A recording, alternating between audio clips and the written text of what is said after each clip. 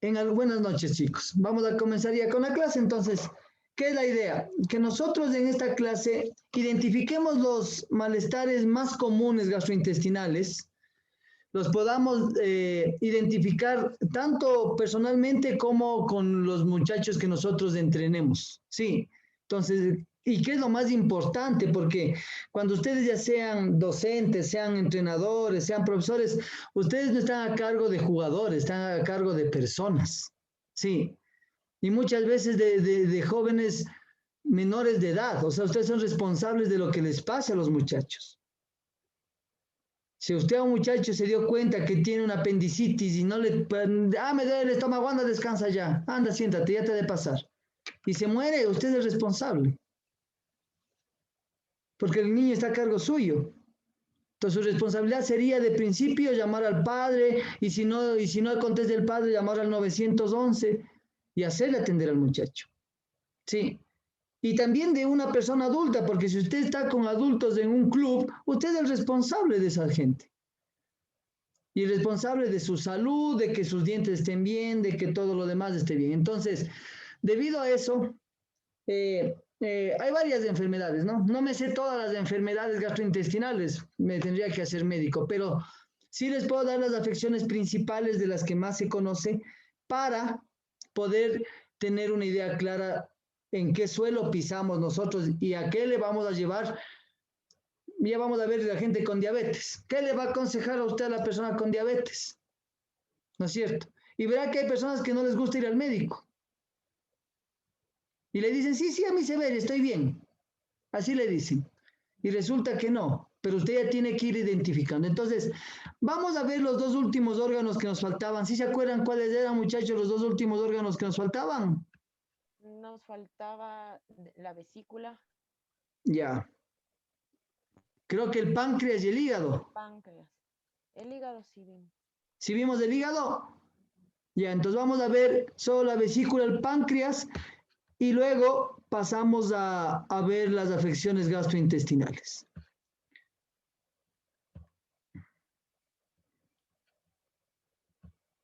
¿Listo? Entonces, ahí, si estamos claros ahí, si se ven las imágenes, chicos, por favor. Sí, profe. Ya, porque hoy estoy sin mi asistente, que es el que me maneja la computadora. Tengo yo también un asistente, soy peleado a veces con la tecnología, así que ya. Entonces vamos a ir viendo, ¿listo? Vamos a ir viendo las imágenes un poquito. Luego haremos, si nos falta, nos sobra un poquito de tiempo, iré a cada uno de ustedes preguntándole un poquito sobre lo que hemos visto. Me interesaría que me den alguna pequeña reseña de lo que ustedes vieron en estos pequeños temas y estar claros de que ustedes, más que memorizando, están concientizando sobre lo que necesitamos saber. Ok, déjenme ver, creo que me pasé. Ya. Entonces vamos a ver, ya pasamos sobre el intestino delgado y grueso y vamos a ver la función de la vesícula. Sí, muchas veces no concienciamos o no nos damos cuenta de qué tan importantes son nuestros órganos y cuando hacemos un recorderis de la anatomía, a veces hasta nos asustamos, ¿sí? Porque debemos tener mucho cuidado. ¿Y esto cómo se va? Tener cuidado con una alimentación sana. Bueno, la vesícula tiene una forma de pera de 7 a 10 centímetros, ¿sí? Tiene 3 centímetros de diámetro, como podríamos decir de ancho, ¿no? Porque dice diámetro transverso. ¿Cuál es su función? Almacenar la bilis, que produce el hígado, ¿sí? Como vemos aquí, la vesícula tiene unos pequeños partes, ¿no? Que sería el fondus, que ya habíamos visto también un fondus en el hígado, en el estómago. Tenemos el cuerpo, ¿sí? El infundíbulo, el cuello, el conducto cístico, que es el conducto que sale ya para unirse con las vías biliares, el conducto hepático común, que serían esas dos pequeñas que están aquí, serían las vías biliares, Se unen esas dos y forman el conducto colédoco.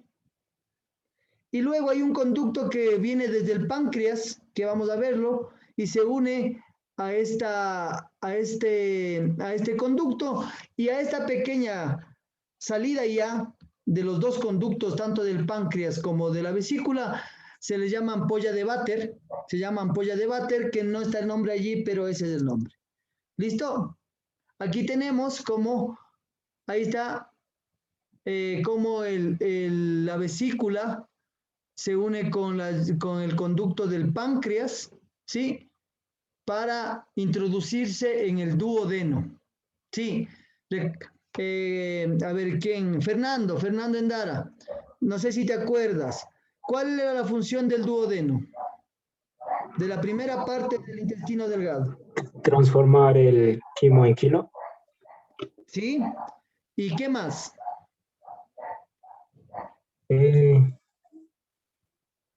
Chuta, ya no me acuerdo, bro. Ya. ¿Cuál era la otra parte principal de este órgano? Es seguir con la digestión, pero este es el lugar del intestino delgado que más hace esa función, porque llegan las vías biliares, llegan las enzimas y las hormonas que salen del páncreas, y también llega los jugos gástricos que vienen del intestino, ¿sí? Páncreas y vesícula. ¿Listo? O sea, aquí tenemos el páncreas y vesícula. Ahí está el esfínter, sí, que es el que va, por donde va a salir todo el compuesto gástrico para que funcione, ¿no? Esta vesícula y este páncreas. ¿Quién me puede decir para qué sirve la bilis? Ya habíamos, creo que, hablado un poquito. ¿Cuál es la función de la bilis? Porque ayuda a que ¿cómo se llama? El quimo que viene del intestino, del estómago, se vaya haciéndose más pequeñito para que pueda absorber el intestino delgado. perfecto, sí. Pero, ¿qué es lo que más hace la bilis y qué es lo que hace el hígado? Es disolver las grasas. Correcto, disolver las grasas. La idea de la bilis es que se pueda disolver las moléculas grasas, que se transforme la grasa en glicerina. Sí. A ver, ya participa Luis, ya participó Jesús, María, Augusta también. ¿Quién me puede decir el páncreas? ¿Qué ayuda el páncreas? ¿En qué nos ayuda el páncreas en la digestión? ¿Qué nos aporta? Digestión de grasas por las funciones exócrinas. Sí, pero el páncreas tiene dos ventajas más. La una, que disuelve también las proteínas, sí. También ayuda a descomponer los carbohidratos. Y una tan importante que es producir la insulina, que es la que va a regular el nivel de azúcar en la sangre. ¿Listo? O sea, el páncreas también es muy importante, es demasiado importante.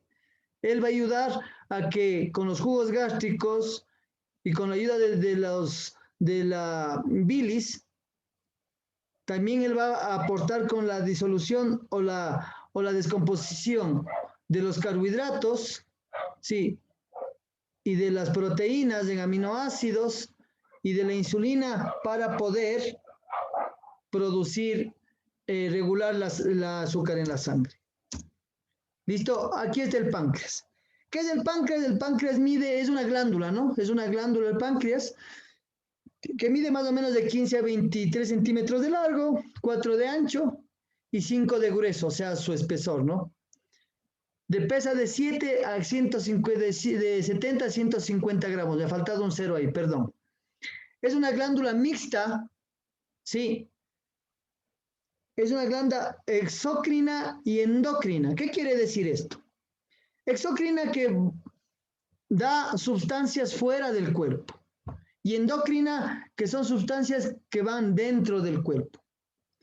Por ejemplo, las sustancias exócrinas serían las enzimas digestivas, porque esa está expulsando de su propio, del páncreas, para que se pueda utilizar en la parte exterior, si ya en el intestino. Pero las endocrinas, como lo dice ahí, van a producir la hormona de la insulina, que eso no va a necesitar conductos, eso se va a absorber directamente el cuerpo, no necesita conductos.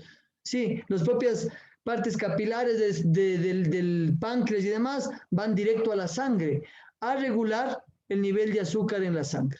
Sí. Más o menos tenemos de 1.200 a 1.500 mililitros al día que se produce de jugos pancreáticos. ¿Sí? Este páncreas va a ayudar con las enzimas de amilasa, por ejemplo, a construir esas moléculas de almidón en maltosa. Sí, para poder luego hacer, ¿qué era lo que acumulaba el hígado? ¿Se acuerdan? ¿Qué utilizamos como energía?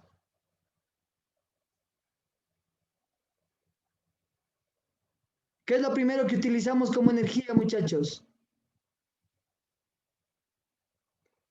Entre los carbohidratos, las proteínas y las grasas, ¿qué es lo que primero nosotros vamos a consumir como energía? Carbohidratos. Los carbohidratos. Entonces, este almidón que está en los carbohidratos se van a transformar en glucosa, sí. Pero para que se transforme en glucosa tiene que romperse estas moléculas de almidones y transformarse primero en maltosa. ¿Listo? Entonces, esto va a ayudar que el páncreas ayude a estos almidones transformarlos en maltosa. También vienen las proteínas, que ya habíamos hablado que los aminoácidos son lo que compone, ¿no? Las proteínas, ¿sí? Podemos decir que una proteína es el conjunto de aminoácidos.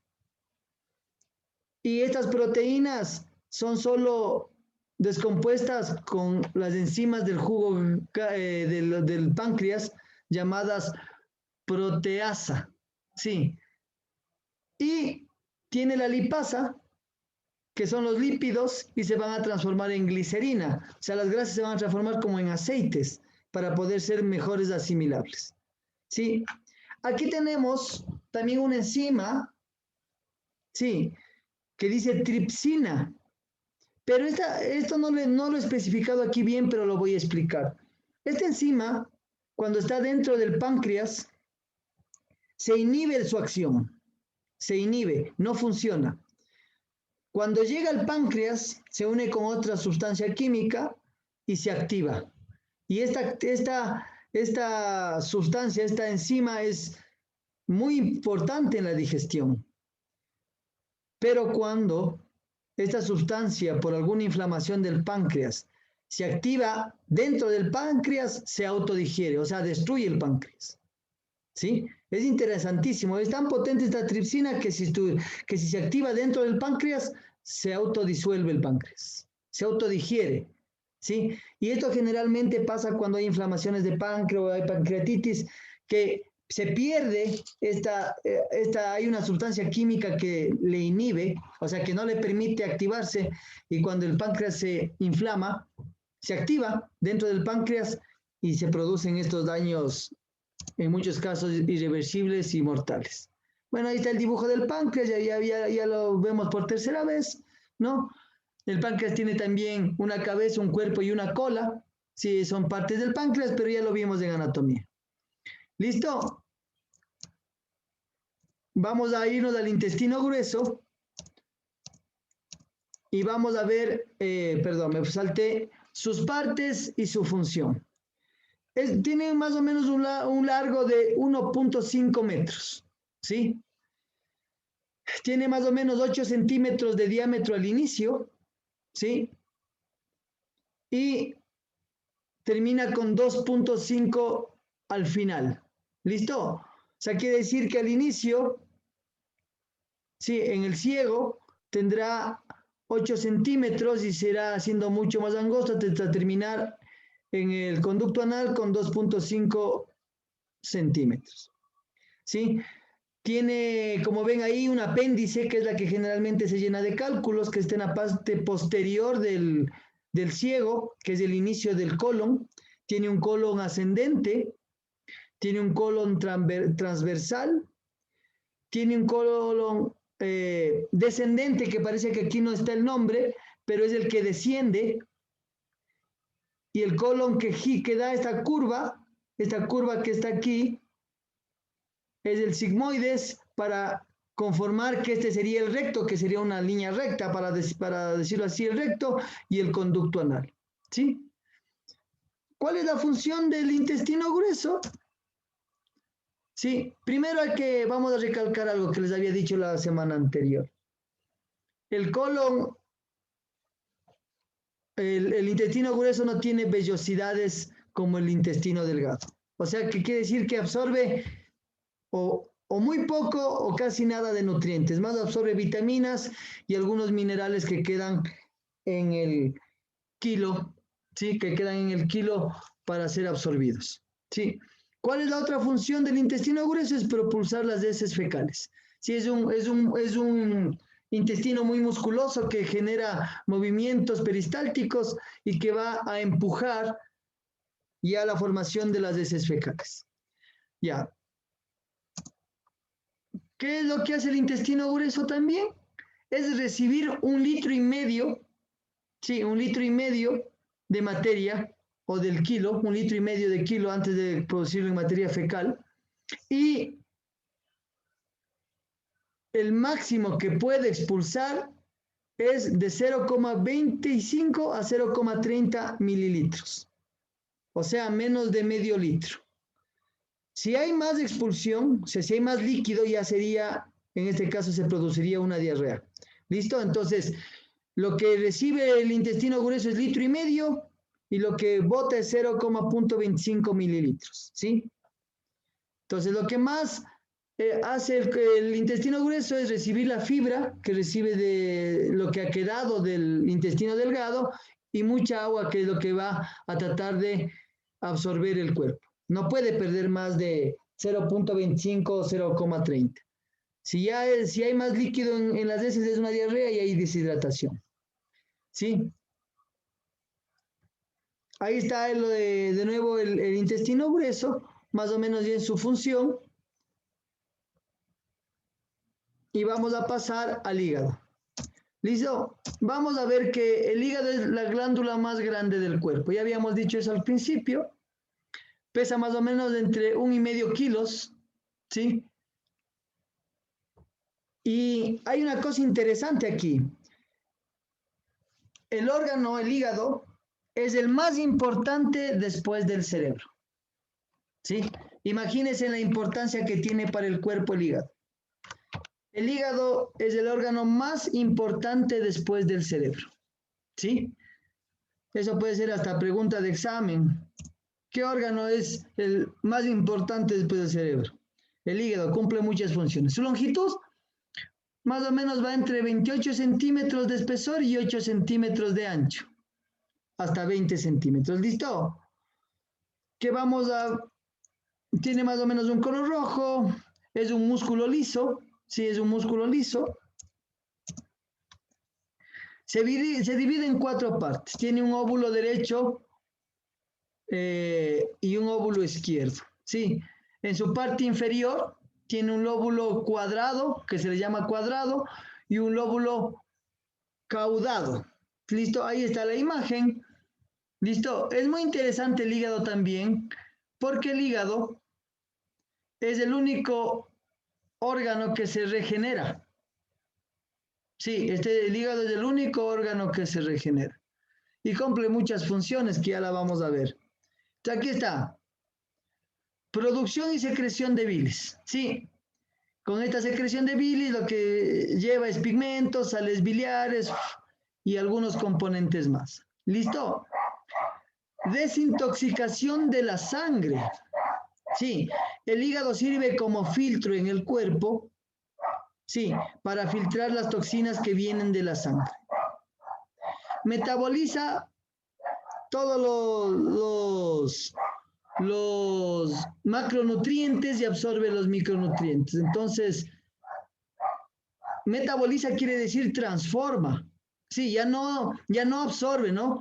Porque recuerde que el intestino y lo demás absorbía. Pero quien metaboliza es el hígado. Va a transformar y allá él va a repartir a dónde va cada cosa. Metaboliza los lípidos, ¿sí? Las grasas. Y también acumula, ¿no? Tiene la síntesis de proteína y al metabolizar los carbohidratos él los transforma en glucógeno, que ya vamos a ver luego. Sí.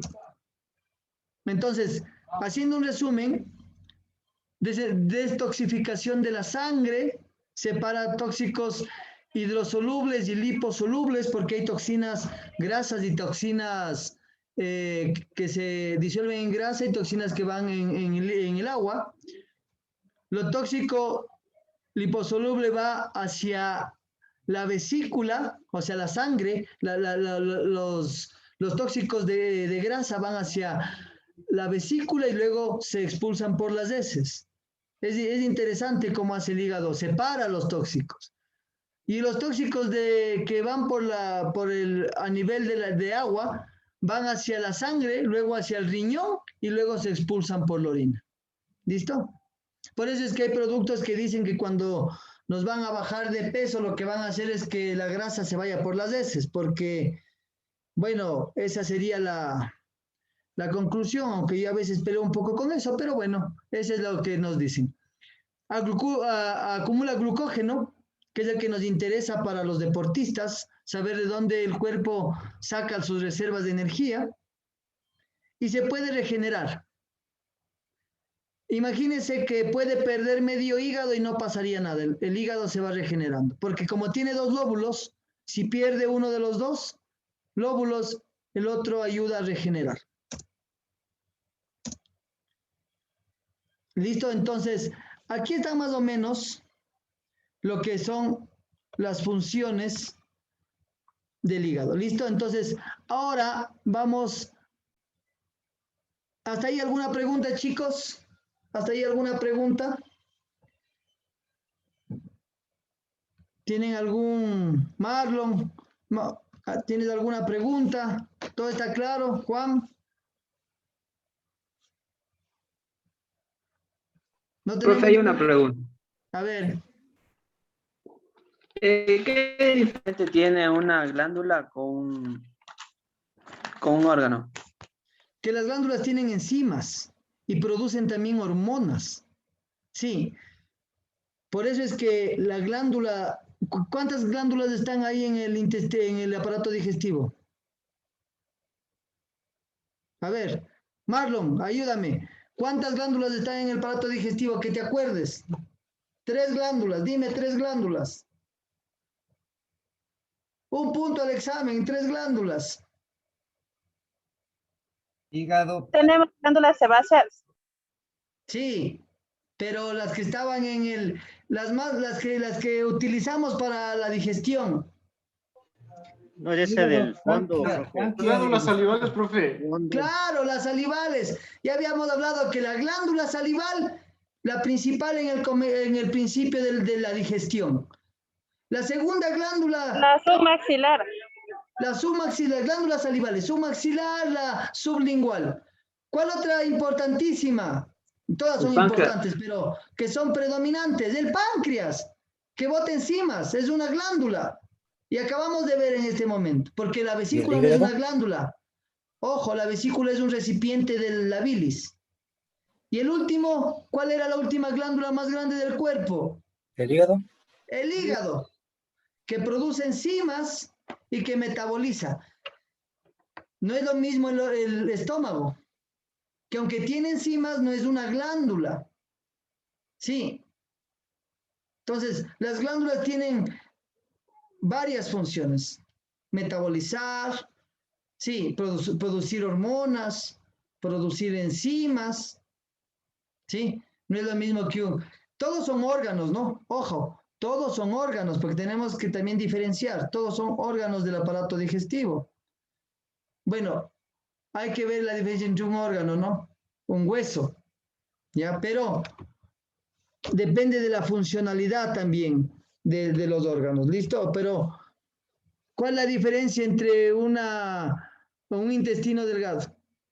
También produce enzimas y tienen enzimas todos. Todos van produciendo, pero las glándulas son las que más aportan de enzimas, las que más metabolizan y que generalmente, como la glándula del páncreas, generan enzimas, hormonas. Sí. Entonces, cuando perdemos alguna de estas glándulas, ¿no es cierto? Que secretan, porque la glándula, ¿qué hace? Secretar, ¿no es cierto? La glándula salival secreta grasa, mucosa y enzimas.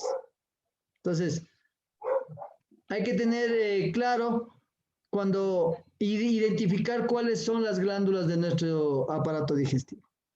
Ya. ¿Qué otra Profe, pregunta más tenemos? una pregunta, profe. Dime. Profe, ¿dónde mismo se purifica la sangre? ¿En el pulmón o a través del hígado? Porque lo que pasa es que no, tenía entendido que se purificaba o realizaba el intercambio gaseoso en el pulmón. Ya, Pero pero... también aquí el hígado dice que desintoxica la sangre, entonces Ya. tengo una duda ahí. Diferenciemos. El pulmón no desintoxica, el pulmón oxigena. O sea, da oxígeno a los... Pero puede venir de la sangre con oxígeno y bacterias. Sí. El pulmón lo que va a hacer es... Ya vamos a ver. ¿Por qué? ¿Cuál es aquí una función muy interesante? Que el hígado, no les puse porque es largo, pero el hígado recibe sangre de dos partes. Una directamente del corazón, ¿sí? Una recibe directamente del corazón desde la arteria, ¿sí? Que va hacia el hígado y va con sangre oxigenada. Pero la otra es que recibe la sangre de todo el cuerpo y de los intestinos, ¿sí? De todo el cuerpo y de los intestinos. Entonces, cuando recibe la sangre de todo el cuerpo y de los intestinos, esa sangre ya se ocupó, ya está, ya no es sangre arterial, es sangre venosa. Pasa por el hígado, ojo, esa sangre se limpia, la sangre que también viene de los pulmones, por si acaso haya toxinas, se limpia y luego va hacia el cuerpo. Luego regresa al corazón, se oxigena y se reparte al cuerpo. Entonces, hay dos filtros en el cuerpo, pero el principal es del hígado, porque del hígado parte las toxinas hacia las heces y del hígado parte recién hacia el riñón, para que el riñón por la orina también expulse las heces. Entonces, los pulmones no detoxifican el cuerpo, simplemente oxigenan el cuerpo. Los dos filtros que hay es el primero el hígado y luego el riñón que va a excretar si es que hay toxinas que mandó el hígado hacia los riñones. ¿Listo? Entonces los pulmones no desintoxican en la sangre, sino oxigenan la sangre. ¿Listo? ¿Alguna pregunta más, muchachos? Si no me expliqué o deciden que vuelvo a explicar, pues lo hago, no hay problema. ¿Listo? Ahora, sin más preguntas, vamos a irnos a lo que íbamos a ir a los problemas gastrointestinales. Sí.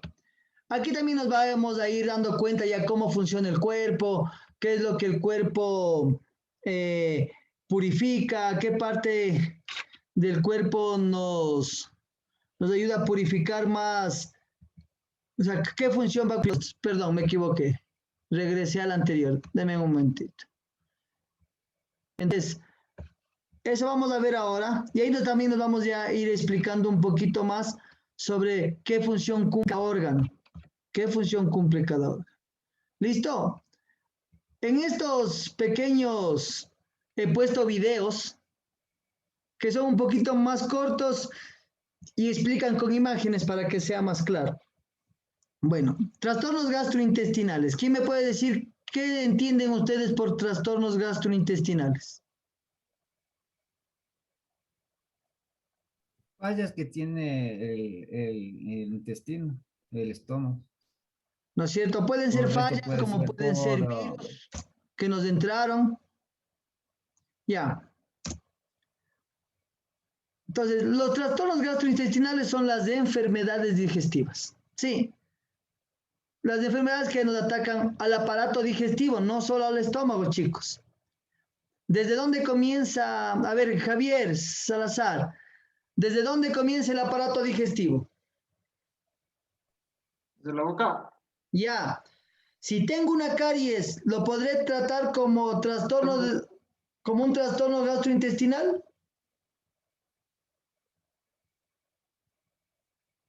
Sí, porque los dientes también pertenecían a Por la la mala alimentación, profe, por mucho dulce, mucho... Sí, puede ser. Pero lo consideraría como una enfermedad Sí, gastrointestinal. Sí, profe, porque sí, porque los dientes y las muelas, o sea, hacen su trabajo también en la digestión al momento de masticar los alimentos. ¿No es cierto?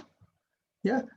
Entonces nos estaría afectando nuestro aparato digestivo, ¿no es cierto? Entonces, ya sabemos, no nos olvidemos de que la boca es parte de nuestro aparato digestivo. ¿Listo? Entonces vamos a ver problemas dentales que afectan la salud. ¿Listo? Ahí le hemos puesto un corazón para que ustedes vean, ¿no? Perder una pieza dental. ¿Qué nos dificulta?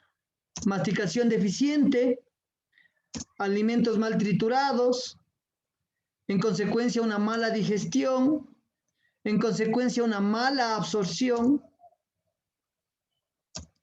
¿Listo? Entonces, vamos a ver este pequeño video para irnos explicando más claramente todo lo que hagamos y no estar en tanto bla, bla, bla. ¿Listo? Vamos a ver. Me dicen si se escucha el audio.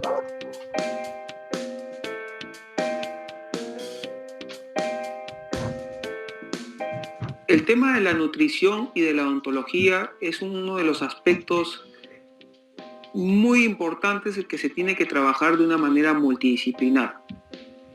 Muchos de los deportistas o de los atletas pierden piezas dentarias y no se rehabilitan. Este tema está muy ligado con la nutrición y con la absorción de los micronutrientes y el gasto de energía que ellos pueden generar. Al nosotros perder una pieza dental o varias piezas dentales las cuales no se han visto rehabilitadas, se va a ver una interferencia en el déficit masticatorio. Pongámoslo de la siguiente manera. Un atleta que haya perdido 2 o 3 piezas dentales y las cuales no se rehabilita, va a haber un problema con el tiempo de un desequilibrio en la oclusión, claro está. Pero en el tema de la nutrición va a estar ligado al déficit masticatorio. Y esto significa de que un atleta, si bien es cierto, puede masticar muchas veces más de lo normal, generando una tensión en los músculos orofaciales, o va a masticar de menor cantidad, generando que este bolo alimenticio llegue al estómago no de una manera de micronutrientes, sino de macronutrientes, en los cuales el estómago va a comenzar a trabajar más y puede presentar casos de pesadez, casos de no poder asimilar bien los alimentos y de generar lógicamente un gasto de energía que para el atleta es fundamental. Entonces es bueno que el atleta pueda rehabilitar y que tenga la información con respecto al tema, porque puede tener el mejor nutricionista, el mejor equipo de nutrición que le puedan brindar, pero si al nutricionista se le escapa esta parte de la odontología, porque el atleta no tiene unas piezas dentales que son fundamentales como las molares, esto puede traer no una absorción adecuada de esta nutrición.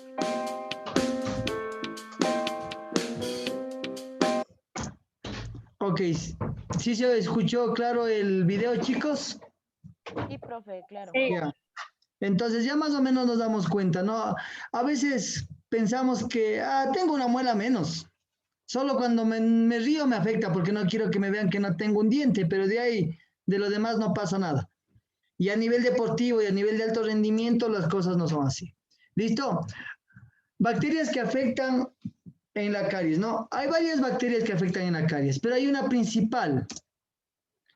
Sí, Streptococcus mutant, sí, que es el causante de la caries.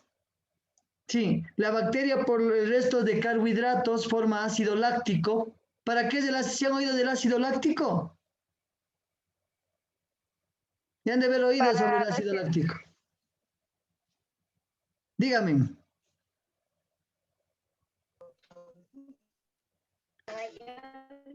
No es para el ATP, profe. Correcto, es para el ATP, ¿no es cierto? Generalmente cuando hacemos ejercicios anaeróbicos, en ejercicios de fuerza, ahí se genera el ácido láctico. ¿Qué es por qué? Por la transformación de los carbohidratos. Pero este ácido láctico en los dientes debilita el esmalte. Sí. Entonces, perdón, me pasé. Cuando la bacteria llega al torrente sanguíneo y luego al corazón, es la causa de la cardiopatía o la inflamación del corazón. ¿Sí? Si esta bacteria llegó a la encía y de la encía alguna se incrustó en algo, llegó a la sangre, entonces vamos a ver que hay problemas graves. Bueno, aquí les he puesto un poquito cómo funciona. Si aquí están las partes del diente. ¿Qué hace el carbohidrato? Cuando hay residuos de carbohidrato, se produce una fermentación y se produce ácido láctico, y ese del ácido láctico es el que debilita el esmalte y luego forma la caries y entra la bacteria, esta Staphylococcus, hacia adentro. Entonces, les voy a poner este videito para que ir viendo cómo afectan las caries a esta parte de la... Déjenme ver, ya me pasé. A esta parte del cuerpo, ¿listo? Entonces, veamos un poquito.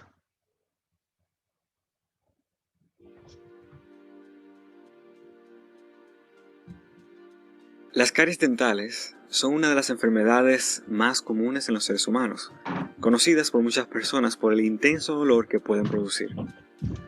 Pero, ¿podrían provocarte una enfermedad en el corazón o cardiopatía? Hablemos sobre eso. Antes de responder a esa pregunta, vamos a recordar los aspectos estructurales básicos del diente. Aquí tenemos una línea divisora. Lo que está por arriba de esta línea es lo que se llama la corona del diente, que es la parte que sobresale.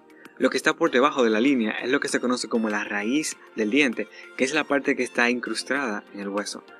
La parte central es lo que se conoce como la cavidad pulpar. Aquí se encuentran los vasos sanguíneos, venas, arterias y nervios que irrigan e inervan los dientes. Histológicamente, los dientes están formados por un compuesto químico llamado hidroxiapatita, que es el mismo compuesto químico del que están hechos los huesos. Esta hidroxiapatita se organiza de diferentes formas, y de acuerdo a cómo se organice, el diente entonces lo podemos dividir en capas. La capa más interna de hidroxiapatita es la llamada dentina. La capa más externa que cubre la raíz del diente es lo que se llama cemento. Y la parte más externa que cubre la corona del diente es lo que se llama esmalte. El esmalte es conocido por ser el tejido más fuerte del cuerpo humano. Bueno, así como Superman tiene su kriptonita que lo debilita, la kriptonita del esmalte son las sustancias ácidas que literalmente derriten el esmalte. Si hiciéramos una ampliación en cualquier punto de tu cavidad oral, encontraríamos cientos de miles de bacterias. Pero la más importante en la fisiopatología de las caries es la bacteria llamada Streptococcus mutans. Esta bacteria es un coco, es decir que tiene forma redondeada. Es gram positiva, por lo que se tiñe morada con la tinción de gram, pero lo más importante es que su metabolismo es anaerobio. En este caso, esta bacteria adquiere los azúcares simples que consumimos en la dieta y los transforma a través de su metabolismo en ATP. Y el resultado, el desecho de ese metabolismo anaerobio es ácido láctico. Y aquí comienza entonces la fisiopatología de las caries. El ácido láctico debilita el esmalte, por lo tanto predispone a la aparición de caries. Estas caries inicialmente son superficiales. Cuando afectan solamente el esmalte, no producen dolor porque el esmalte no está inervado. Estas pueden ser blancas o pardas cuando comienzan, pero luego se hacen más profundas y adquieren ese color negro característico. Una vez llegan a la dentina y a la cavidad pulpar, aparece el dolor, que es un dolor espontáneo que puede aparecer al tacto o con cambios de temperatura. Aunque hemos descrito ese proceso de manera rápida, normalmente este proceso de la formación de una carie puede durar de 2 a 3 años. Por lo tanto, las bacterias, específicamente el Streptococcus mutans, tiene que trabajar duro si quiere conquistar el corazón de la dentina. Debido a este mecanismo fisiopatológico, es que se recomienda el cepillado por lo menos 2 veces al día con pasta dental, debido a que la pasta dental actúa como buffer para el pH, neutralizando los ácidos, disminuyendo la posibilidad de que se produzcan las caries. Algunas pastas dentales contienen flúor. El flúor, este compuesto químico, se une a la hidroxiapatita del esmalte y la hace más resistente. Una vez las caries son lo suficientemente grandes, pueden exponer la cavidad pulpar. Entonces, esta puede ser la puerta de entrada para diferentes bacterias, específicamente el Streptococcus mutans, que es propio de la cavidad oral, se puede traslocar y alcanzar los vasos sanguíneos a través de una carie. Y una vez estas bacterias alcanzan los vasos sanguíneos, se pueden diseminar por todo el cuerpo. Una vez esta bacteria llega a la circulación sanguínea, puede alcanzar el corazón. Este estreptococo puede adherirse a las paredes del corazón y provocar inflamación del mismo, inflamación del endocardio, la capa más interna del corazón, y eso es lo que se llama endocarditis, infecciosa porque es provocado por una bacteria. La endocarditis también puede incluir afectación de las válvulas cardíacas. Estas se vuelven insuficientes, por lo tanto el corazón no puede bombear la sangre oxigenada apropiadamente al resto del cuerpo o a los pulmones para ser oxigenada. Esta entidad asociada a endocarditis se llama insuficiencia cardíaca, una complicación también asociada a endocarditis infecciosa. Este cuadro que acabamos de describir no es común, pero es más frecuente de lo que se pueden imaginar. Por lo tanto, hay que tener una buena higiene bucal porque en casos específicos puede complicarse a una endocarditis infecciosa. Y bueno, hemos respondido a la pregunta. ¿Las caries podrían provocarte una cariopatía? Sí, en casos específicos puede ser posible. Muy interesante, ¿no? Ver cómo los fenómenos fisiopatológicos son explicados en medicina. Hablando de temas interesantes, ¿alguna vez te has preguntado por qué hay personas alérgicas al maní mientras otras no son alérgicas al maní? Bueno, de eso vamos a hablar en un próximo video, así que no olvides suscribirte. Listo, chicos. Sí, hemos visto más o menos 2 afecciones que nos pueden causar las caries o pérdida de dientes al aparato digestivo. Sí, enfocado, siempre nos vamos a enfocar ahorita en lo que nos corresponde, que es el aparato digestivo. Ahorita vamos a ver lo que es la esofagitis. Vamos a ir nombrando una enfermedad o unas 2 enfermedades por cada uno de nuestros órganos que intervienen en el aparato digestivo, ¿sí? Entonces, ¿qué es la esofagitis? Es una inflamación que puede dañarse en los tejidos del esófago, ¿no? Generalmente se da por reflujo, cuando los jugos gástricos suben hacia el esófago. Puede ser una hernia hiatal, puede ser por algún tipo de virus o infección que nos dio también a nivel de la garganta, ¿sí? Entonces, ¿qué es lo que produce esto? Suele causar dificultades para tragar, ¿sí? Dolor en el pecho al comer, ardor, ¿sí? Más o menos ahí tenemos la visión de la esofagitis, ¿sí? Ahí está el esófago normal y ahí tenemos la esofagitis, que es generalmente, también cuando hay gastritis, ¿no? O también puede producirse gastritis y esofagitis, así, yo tengo un hermano que tiene eso, así que también puede producirse porque el esfínter que se une con el estómago no haga su función y suban los jugos gástricos También puede pasar cuando uno no lleva un horario correcto de alimentación, ¿sí?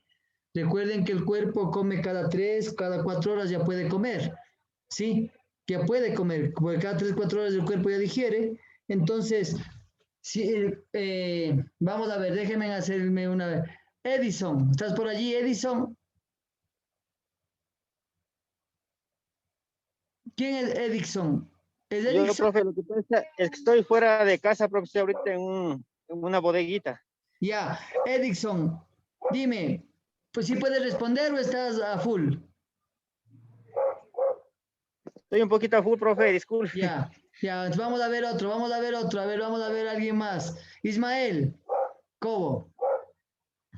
Sí. Sí, profe, buenas tardes. Buenas noches, Ismael. ¿Qué problemas se producen con la esofagitis? ¿Tú algunas veces has oído de este problema? Siéndole sincero, no. No, ya. ¿Tú has oído cuántas veces normalmente se debería comer? O sea, ¿cuál es lo saludable? 5 veces. 5 veces, sí. La Organización Mundial de la Salud dice que mínimo 4. ¿Listo? Okay. Pero mínimo 4. Si puede 5, quiere decir desayuno, almuerzo, merienda y entre comidas, ¿no es cierto? Sería el reparto. Si el cuerpo puede digerir o comer cada 3 horas, quiere decir que el cuerpo produce ácidos, los ácidos que se producen y las enzimas para los jugos gástricos ya se producen cada 3 y 4 horas, ¿no es cierto? Esto quiere decir que si yo no tengo una buena alimentación, los jugos gástricos van a subir a buscar alimento. Y muchas veces esta falta de control, de no comer a nuestro tiempo, o nos producen gastritis o nos producen esofagitis también. Entonces, no es solo cuestión de una enfermedad, sino también de tener buenos hábitos alimenticios. Entonces, vamos a ver un poco, déjenme ver cuánto tiene este. Ya, vamos a ver, son pequeños, de 3, 4 minutos. La esofagitis es una inflamación que daña los tejidos del esófago, es decir, el tubo muscular que transporta la comida desde la garganta hasta el estómago. La mayoría de los signos que pueden sugerir una esofagitis son causados por funciones deficientes del sistema digestivo y los síntomas suelen incluir dificultad y dolor al tragar, dolor en el pecho, especialmente detrás del esternón, náuseas y vómitos, dolor abdominal, tos y disminución del apetito. Por su parte, en los niños que son demasiado pequeños para explicar su malestar o dolor, las señales de la esofagitis se evidencian a través de las dificultades en la alimentación y el retraso en el desarrollo. Por eso, es importante que no postergue la consulta con su médico, sobre todo si los síntomas duran varios días. Si son lo suficientemente graves como para dificultar la alimentación, y si se acompañan de otros síntomas como gripe, dolores de cabeza, fiebre y dolores musculares. Generalmente, cada esofagitis se caracteriza por las condiciones que la originan, y en algunos casos, esta afección es producto de diversas causas. Por un lado, el reflujo gastroesofágico puede contribuir al desarrollo de la esofagitis y convertirse en un problema frecuente. Por otro lado, los eosinófilos, un tipo de glóbulos blancos que regulan las inflamaciones, suelen ser también causantes de esofagitis. Cuando una alta concentración de estas células de la sangre se encuentran en el esófago, posiblemente en respuesta a un agente que provoca alergia. A su vez, varios medicamentos orales pueden causar cierto daño en los tejidos si permanecen en contacto con el revestimiento del esófago durante un período prolongado. Mientras que la esofagitis también puede ser inducida por una bacteria o una infección viral, fúngica o parasitaria, aunque esta condición suele ser relativamente extraña y se presenta con mayor frecuencia en personas con una mala función del sistema inmunológico. Al mismo tiempo, los factores de riesgo de la esofagitis también varían en función de las diferentes causas de la afección. Así, las circunstancias que aumentan el riesgo de enfermedad por reflujo gastroesofágico son la obesidad, el fumar, el embarazo, y la hernia de hiato, una condición en la que el estómago empuja a través de la abertura en el diafragma, donde el esófago se une al estómago. En tanto, los factores de riesgo para la esofagitis eosinofílica incluyen a los antecedentes familiares, lo que sugiere que un gen o genes pueden aumentar las probabilidades de padecer esa afección. Asimismo, las circunstancias que pueden incrementar el riesgo de esofagitis inducida por drogas generalmente se relacionan con problemas que impiden el paso rápido y completo de una pastilla en el estómago, mientras que el principal factor de riesgo para la esofagitis infecciosa es una mala función del sistema inmunológico debido a condiciones tales como el SIDA o ciertos tipos de cáncer. Tenga en cuenta que de no tratarse, la esofagitis puede conducir a cambios en la estructura y función del esófago, por lo que las posibles complicaciones abarcan el estrechamiento del esófago o la aparición de anillos de tejido anormal en el revestimiento del esófago. Si bien no se manifiesta con demasiada frecuencia, en raras ocasiones es posible desarrollar una condición conocida como esófago de Barrett, que es un factor de riesgo para el cáncer de esófago. Con el objetivo de establecer la causa de la esofagitis, es posible que su médico realice un diagnóstico basado en su respuesta a las preguntas, un examen físico y ciertas pruebas tales como rayos X, endoscopía, distintas pruebas de laboratorio e incluso diferentes pruebas de alergia. Una vez definido el factor desencadenante de la enfermedad, el tratamiento se orienta a disminuir los síntomas, tratar las complicaciones y atender las causas subyacentes a la afección. De esta manera, el tratamiento de la esofagitis por reflujo puede incluir la ingesta de un inhibidor de la bomba de protones, que bloquea la producción de ácido en el estómago, o una funduplicatura, un procedimiento quirúrgico que suele mejorar la condición del esófago si otras intervenciones no funcionan. En tanto, el tratamiento de la esofagitis eosinofílica se basan principalmente en evitar el alergeno y reducir la reacción alérgica a los medicamentos mediante esteroides orales o esteroides inhalados. Incluso también resulta probable que el especialista lo anime a seguir una dieta restringida, si las pruebas demuestran que usted tiene alergia a cierta clase de alimentos. En cuanto al tratamiento de la esofagitis inducida por fármacos, la clave pasa por evitar la ingesta de las drogas cuando sea posible, y mejorar los hábitos para reducir el riesgo al tomar una píldora. Asimismo, para tratar una infección bacteriana, viral, fúngica o parasitaria, su médico puede recetarle un medicamento específico. Por último, tenga en cuenta que, dependiendo del tipo de esofagitis que padezca, puede disminuir los síntomas o prevenir problemas recurrentes, bajando de peso y dejando de fumar.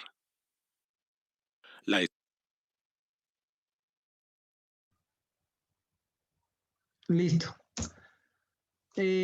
Como ustedes pueden ver, sí, y lo que hablábamos anteriormente con Luis, es que no es una sola afección lo que nos afecta a los órganos, ¿no?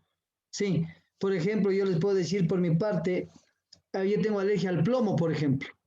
Sí, yo no puedo pasar por ningún lado que pinten con spray o que estén pintando con soplete, pues, porque el momento en que esas moléculas me entran, se me inflama el esófago y se cierra.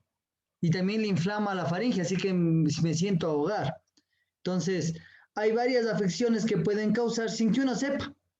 Sí, entonces, y ir viendo cómo el cigarrillo uno piensa que le va a afectar a los pulmones, ¿no es cierto? Es lo primero que se nos ocurre. No fumes porque la nicotina te afecta a los pulmones, pero no estamos pensando en nuestro esófago también, en donde al cabo de algunos años podemos hasta producir cáncer de esófago. Entonces, ir siempre analizando un poquito de la función de cada órgano y qué tan importante es. Vamos a hablar de la gastritis, listo. Listo, chicos, vamos a hablar ahora. Vamos a ir pasando de órgano en órgano, ¿no? Y hemos ido viendo afecciones, las más comunes, de órgano en órgano para que ustedes puedan ir. De pronto, alguien les pida una, no sé, alguien que ustedes entrenen, esté con sobrepeso y ya saben que tiene reflujo, lo mejor o un buen consejo podría ser, obviamente, comenzar a bajar de peso. Si alguien tiene reflujo, saber que no debe fumar. ¿sí? Ya sabemos que eso es un condicionante para que la afección se agrave. Listo, entonces, aquí vamos a ver. Es la inflamación aguda crónica de la mucosa que recubre el estómago, ¿sí? ¿Cuándo pasa eso? Cuando también no nos alimentamos, ¿no? No hay alimento en el estómago, se comienzan a generar los jugos gástricos y en vez de comer nada, se come sus propias paredes del estómago para poder digerir. Entonces, siempre hay que ir cambiando nuestros hábitos de comer. Si podemos comer una manzana a media mañana, un sándwich a media tarde, ¿sí? Sería una forma saludable también de llevar nuestros órganos para que haya mejor rendimiento y mejor vida. Causas, puede estar producido por diversos agentes, ¿no? Como la ingestión de ciertos alimentos descompuestos, hay ciertos medicamentos que son fuertes para el estómago, mucho picante, mucho ají, puede ser un detonante si es que hay algún problema ya que uno ve que puede producirse en gastritis, consumos de drogas, ¿sí? Y también por esa bacteria que se llama el Helicobacter pylori, que generalmente todos tenemos ese Helicobacter pylori, sino que cuando sube de un porcentaje genera esta afección de la gastritis. Los efectos, sí, generalmente dolor abdominal, ardor, sí. ¿Qué más puede ver? En los casos más crónicos, náuseas, vómitos. Y generalmente lo que más se produce es acidez estomacal. Cuando uno toma un café o toma algo irritante, ya viene esa griera que le llamamos, ya es porque usted tiene algún tipo de esofagitis o tiene irritación del estómago. ¿Listo? Entonces, aquí está más o menos cómo funciona, ¿no? Hablábamos de la mucosa del estómago que protege de los ácidos, pero cuando no hay alimento o se ingiere drogas o no comemos a nuestras horas normales, un día a las 2, un día a las 3, otro día desayunamos, otro día no desayunamos, puede ir produciendo este efecto, porque el estómago si desayuna a las 8 de la mañana o 7 de la mañana, ya tiene un horario, a las 7 va a salir, no desayunó, pues si es muy seguido podemos producir estas afecciones. ¿Listo? Entonces, vamos a ver, déjeme ver cuánto tiene este. También tiene entre 6 y 8 minutos. ¿Listo? Vamos a ver lo más importante. ¿Listo? Sí, veo algo que... La gastritis ocurre cuando el revestimiento del estómago resulta hinchado o inflamado.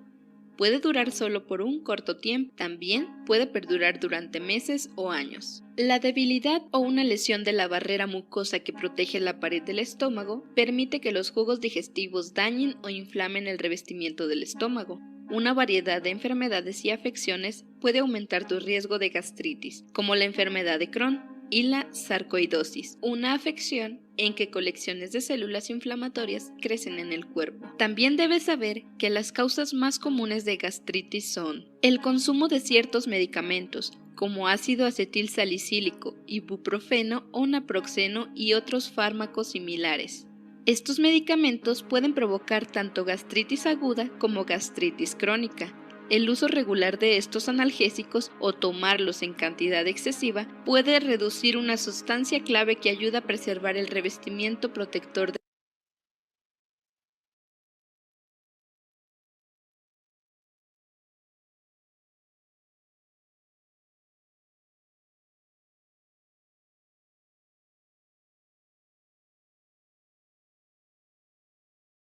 Ya les veo que... Deme un segundito.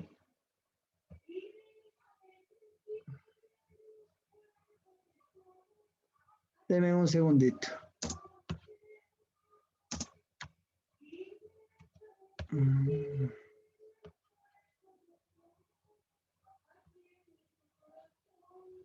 Déjenme les proyecto de nuevo porque se paró el videíto, pero como ustedes van viendo, ¿sí? Como ustedes van observando,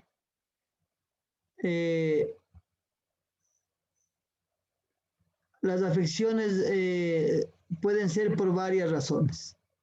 Sí, las afecciones pueden ser por varias razones y tenemos que nosotros ir siempre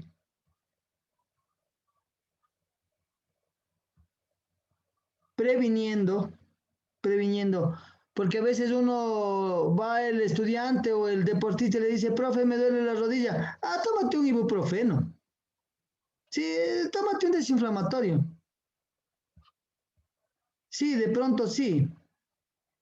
Pero, ¿qué le estoy haciendo? Le estoy curando la rodilla o le estoy dando una solución para su rodilla, pero no le estoy cuidando su aparato digestivo.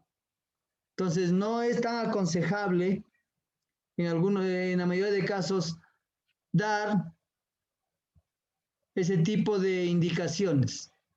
Es preferible, si es que vemos que el problema es grave, mandar donde un especialista y que medique y haga su diagnóstico, porque los diagnósticos siempre van de acuerdo a estatura, edad y peso. Entonces, pero un momentito que se me bloqueó un poquito esto, déjenme ver si le reinicio. Mientras tanto, ¿tienen alguna pregunta?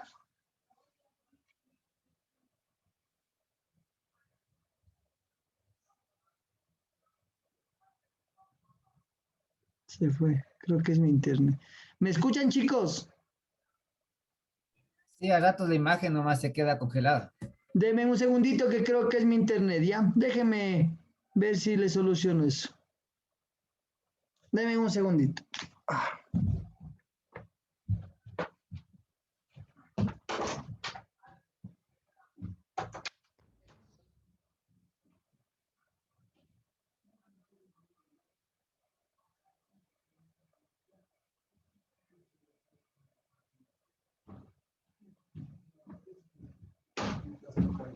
Vele, dame poniendo de nuevo la estaba ahí. Ponle de nuevo el PowerPoint que estaba poniendo. Sí. Ya, ahora chicos, ¿cómo está? ¿Se mejoró algo? Parece que sí. Sí, claro. Ya, ok. Sí.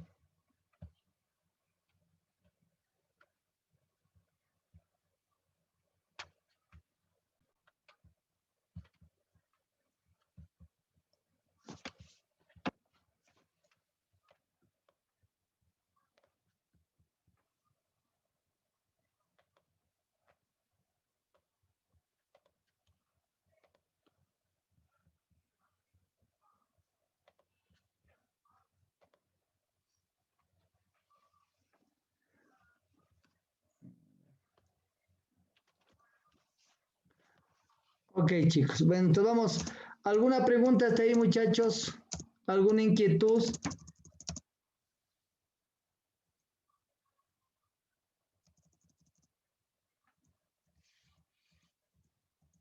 ¿Ninguna? Ok, vamos a seguir. ¿Listo, chicos? Una pregunta. Dime, Luis.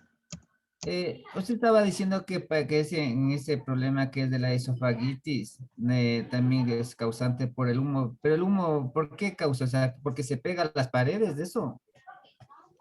Claro, el problema es que te tragas el humo y el humo tiene nicotina, sí, que es lo que generalmente se va pegando en los órganos.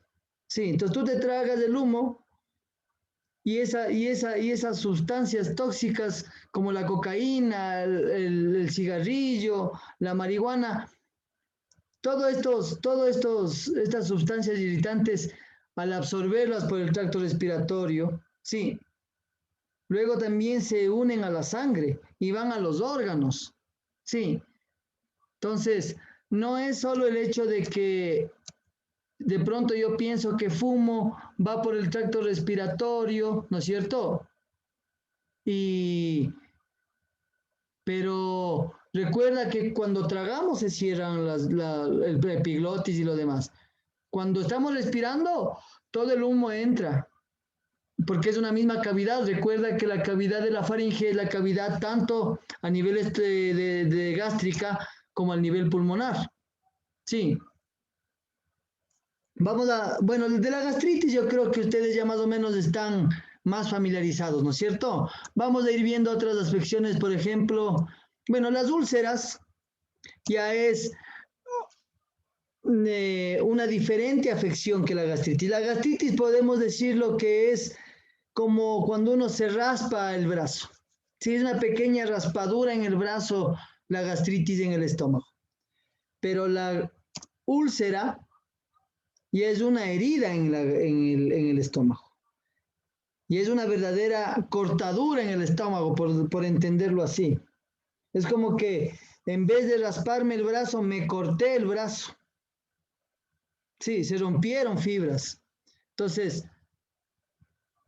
lo que hay que evitar es que las gastritis se vuelvan úlceras. Sí, porque en una úlcera, ¿qué hay? ¿Qué hay cuando uno se corta? ¿Qué es lo que primero pasa? La sangre.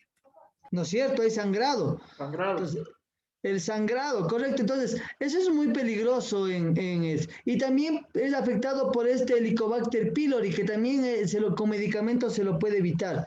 Pero este Helicobacter, recuerden que todos lo tenemos. Déjenme, les recalco un poquito. Pero si está en un nivel bajo, no hay problema. Cuando sube este nivel, miren, aquí está ya. Si ven, en la una, ¿qué se afectaba? La mucosa del estómago, ¿no es cierto?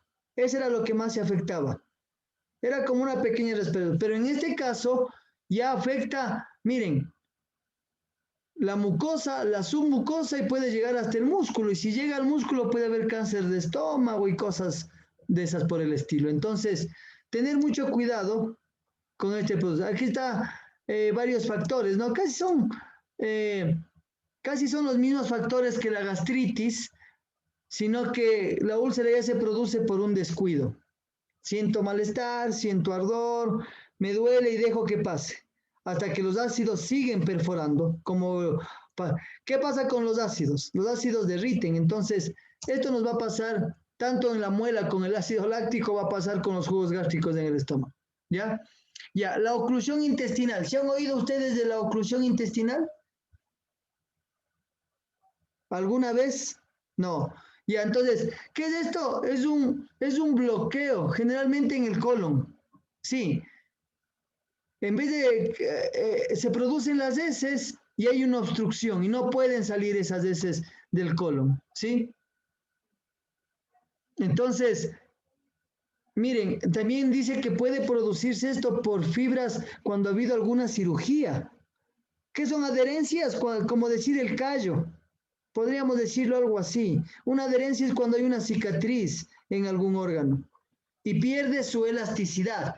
Ustedes se han dado cuenta, déjenme ver, cuando ustedes se han dado cuenta las estrías, se han visto las estrías, ¿no es cierto? Todo el mundo ha visto una estría.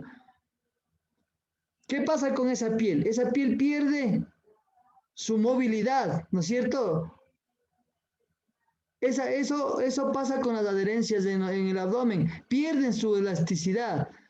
Al pasar esto, pierde su movilidad. Entonces pueden producir este tipo de oclusiones intestinales, sí. Hay mucho cólico, retención de líquidos, estreñimiento. Si la oclusión es muy grande y ya no pasa, va a haber vómitos. Sí. No voy a poder defecar, evacuar las heces de los intestinos, ni tampoco eliminar gases, o sea, va a ser un tormento esta oclusión. Entonces vamos a ver un poquito, ahí está el intestino y ahí está las obstrucciones, ¿no? Ahí están las obstrucciones que se pueden producir en el intestino, ¿sí? También hay obstrucciones intestinales, ¿no? No solo oclusiones. En este caso es el intestino delgado. Sí. Y ya vamos a ver un poquito el porqué de estas afecciones. ¿Listo? Pasemos un poquito a la colitis. Entonces podemos decir que las oclusiones, sí, es la obstrucción de la eliminación de las heces, sí, a nivel del intestino grueso y también ciertas adherencias. Déjenme mostrarles anteriormente estas adherencias. Miren cómo se hacen esas pequeñas adherencias en el dibujo y hacen como un nudo en el estómago. Entonces no dejan pasar ni el quimo, no dejan pasar nada el kilo y eso puede producir retención de líquidos, que se comience a contaminar ese alimento por falta de que haga su función normal y puede llegar a cirugías, ¿no? Entonces, tener siempre cuidado con estos dolores abdominales que se producen, si es que alguien siente un dolor abdominal, donde lo siente, si es muy agudo, si tiene mareo, si le da ganas de vomitar, ya sabemos que estos síntomas pueden ser, sí, causa de una oclusión, de una obstrucción del intestino. Listo, entonces vamos a ver un poquito ahorita la colitis. ¿Qué es la colitis? Sí, generalmente es una inflamación del colon. ¿Listo? Y que también puede producir úlceras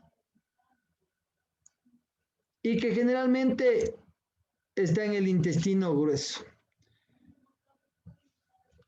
Podemos incluir que el colon puede también ser a nivel nervioso, ¿no? Puede ser que tengamos colon irritable porque tenemos problemas, el sistema anímico también influye mucho en la parte del aparato digestivo, el estar en muchas preocupaciones, el estrés, sí. Esto puede producir también que se produzcan estas colitis. Sí. ¿Cuál es el problema de tener una colitis? Es que se produce una gastritis, que se produzca una inflamación y en el peor de los casos que se produzca un perforamiento en el intestino, se perfora el intestino, se vaya lacerando, se vaya lastimando hasta que se produce un pequeño fisura o hueco en el intestino. ¿Ahí qué pasaría? ¿Qué pasaría, chicos, si hay un... ¿Qué pasaría, chicos, con una perforación en el intestino? Cáncer. Un cáncer, que las heces fecales o el producto fecal vaya hacia el cuerpo y se produzca una infección interna increíble. Entonces, esto es lo que va a producir, ¿no? Ahí está. Generalmente se produce en el colon. ¿Por qué dicen que colitis? Porque es en el colon. ¿Cuál es el colon? Es el intestino grueso. Entonces, generalmente ahí se producen estas afecciones. Vamos a ver un poquito del video. Si es que no lo podemos ver por completo, vamos a pasarlo una parte. Con todo yo voy a subir todos estos videos para que ustedes puedan en su casa tranquilamente reverlos y verlos por completo. Vamos a ver una pequeña explicación, lo más fundamental, y pasamos al siguiente órgano. ¿Listo? Vamos a ver.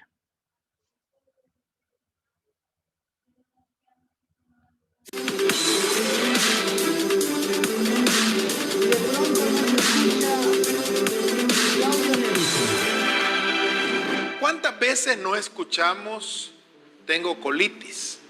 Estoy inflamada del estómago o inflamado del estómago. Tengo dolores. Cuando como mucha grasa me afecta el estómago. Este cuadro de la colitis o de la inflamación del colon, del intestino grueso, es un problema que es bastante frecuente en nuestro medio. Vamos a conversar un poco en esta oportunidad acerca de la colitis. El intestino delgado, el intestino grueso, es la continuación después del estómago y precisamente comienza con el duodeno, después está el intestino delgado y el intestino grueso. La colitis es una inflamación del colon, es decir, del intestino grueso, que es la parte final del aparato digestivo y es precisamente donde se encarga básicamente de concentrar las heces fecales para que tengan el volumen. Cuando usted consume un alimento, cuando usted consume agua o algún líquido o alguna bebida, usted envía señales que son recogidas desde el interior del intestino, el estómago, el duodeno, etcétera, y esas señales son enviadas al cerebro. Precisamente el colon se encarga de concentrar las heces, deshidratarlas y ahí entonces usted encuentra el volumen adecuado, la pastosidad y la cantidad de lo que usted elimina. Es un error el pensar que el colon lo que hace es eliminar toxinas, porque no es así. Lo único que hace el colon es, de los restos que quedan después de haber absorbido los nutrientes, lo que queda, ese volumen restante, es lo que se constituye entonces en el producto que después termina en el intestino.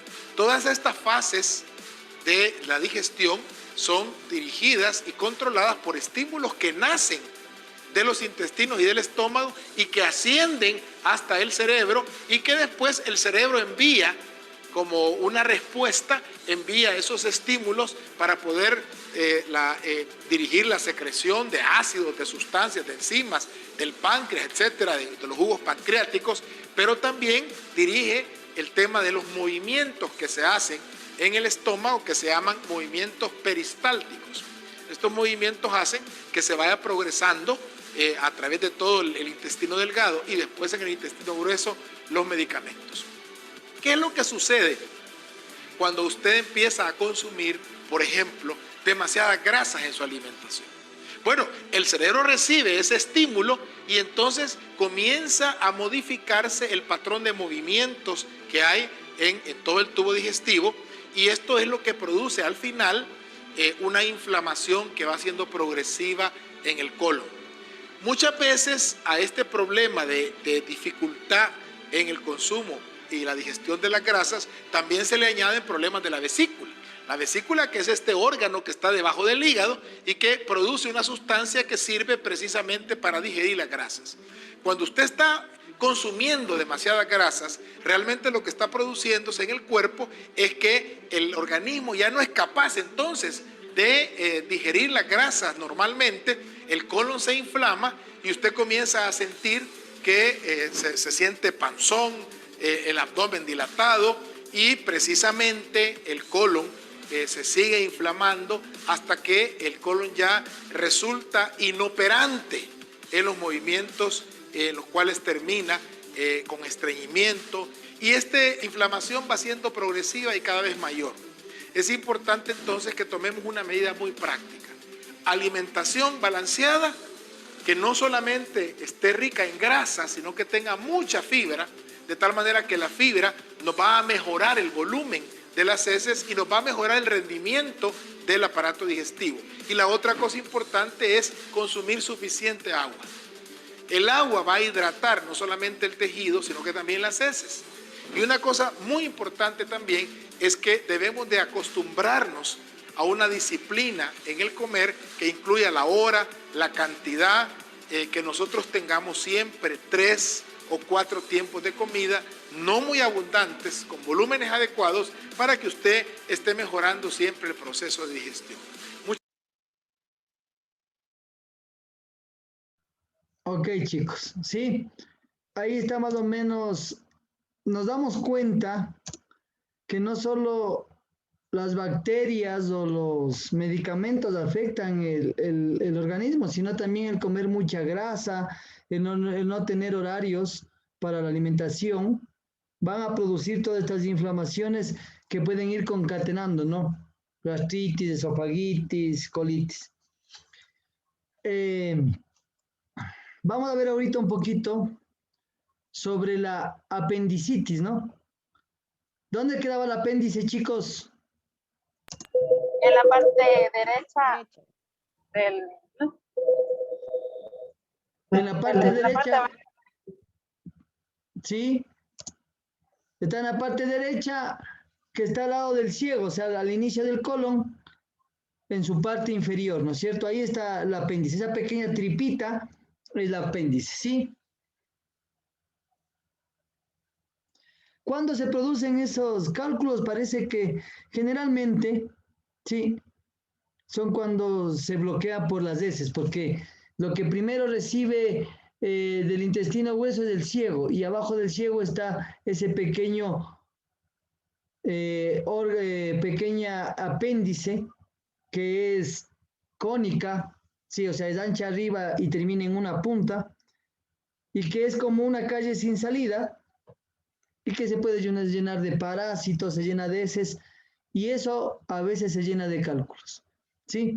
Entonces, ¿cómo sabemos que nos duele? Es porque hay un dolor muy intenso en la zona derecha baja, sí, casi cerca de la ingle, y también podemos darnos cuenta cuando usted de pronto a alguien le hace que suba, suba su pierna, el muslo hacia el abdomen, sí, que recoja la pierna y siente dolor. Si siente dolor ahí es posiblemente que haya apendicitis. Entonces siempre estar atento a este tipo de afecciones en ciertos lugares. Como ustedes ya van aprendiendo anatomía, Ya van aprendiendo lo básico, dónde está ubicado, tipos de dolor que se pueden presentar. Sí, que no me duele el estómago, me duele a un lado del abdomen, pero cerca de la pierna, y cuando levanto la pierna me duele, puede ser muy probablemente apendicitis. Entonces, uno como entrenador siempre debe estar atento a esto. Ahí está, esa pequeña tripita que se ve allí es la apéndice, y que está muy al lado de la pierna derecha, y que si uno sube la pierna, flexiona la pierna hacia el abdomen, va a haber dolor.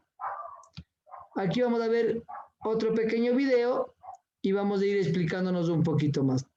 Sí, este es, ya, también es corto, pero si veo que no nos alcanza el tiempo, le cortamos y seguimos viendo los demás videitos. En el vídeo de hoy os quiero mostrar los 5 síntomas más característicos de la apendicitis, los cuales deberíais conocer para poder recibir el mejor tratamiento en el menor tiempo posible, antes de que la apendicitis se convierta en un problema grave o incluso mortal. No te pierdas ni un detalle de este vídeo si quieres saber los signos tempranos que te avisan de que puedes estar sufriendo un ataque de apendicitis, así como la forma en la que debes actuar si crees que puedes estar sufriendo apendicitis.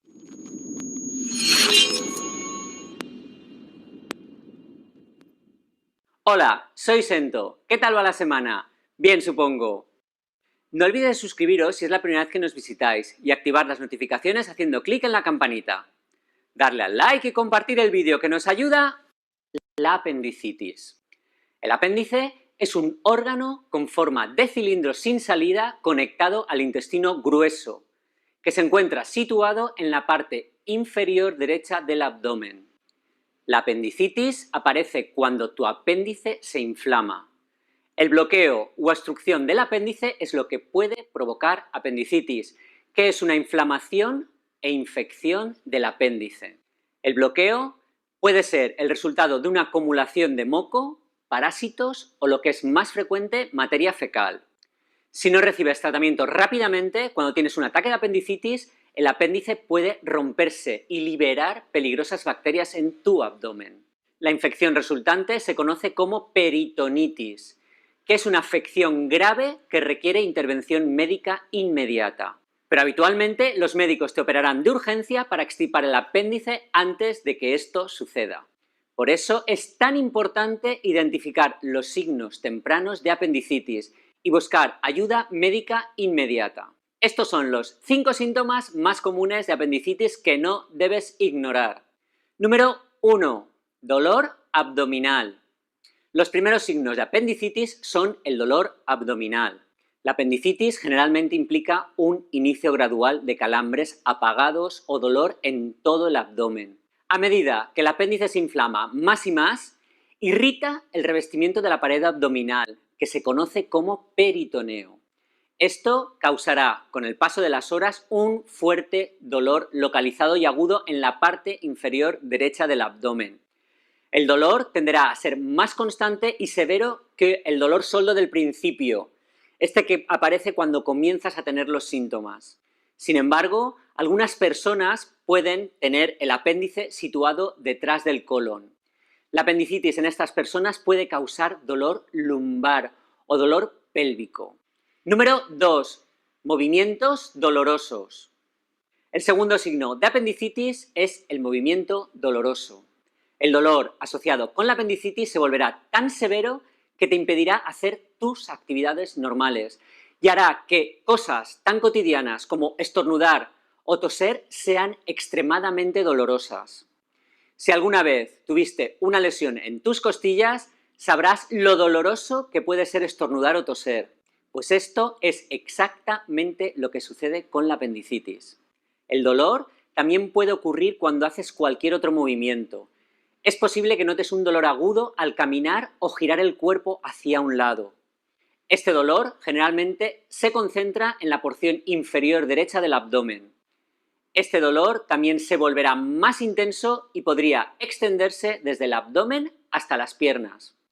Durante esta fase es casi seguro que experimentarás otros síntomas que probablemente serán lo suficientemente graves como para hacer inevitable una visita a las urgencias del hospital. Número 3. Intensificación del dolor. El tercer signo de apendicitis es la intensificación del dolor. La mayoría de vosotros ya sabéis que la apendicitis causa dolor, pero no estáis necesariamente familiarizados con el tipo de dolor de esta patología. Si bien el dolor de la apendicitis se agravará en aproximadamente el 50% de los casos, el dolor de apendicitis comienza como un dolor sordo, alrededor del área del ombligo. La característica definitiva del dolor de apendicitis es que su intensidad aumenta muy rápidamente y se vuelve debilitante y grave en un periodo de pocas horas. El dolor de apendicitis, cuando comienza, generalmente se localiza alrededor del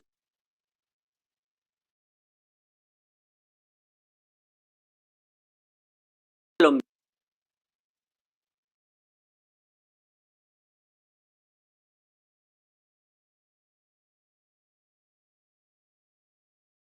Terminar de ver los demás enfermedades, pero ya les paso el video, pueden seguirlo viendo, pero ya más o menos se van dando cuenta que la idea no es, nuestra idea no es aprendernos todos las enfermedades gastrointestinales, sino ir identificando ciertas causas, dolores, semejanzas de las más comunes y de las que generalmente pasan. ¿Listo? Entonces vamos a poner a ponerles el resto de afecciones intestinales que hay.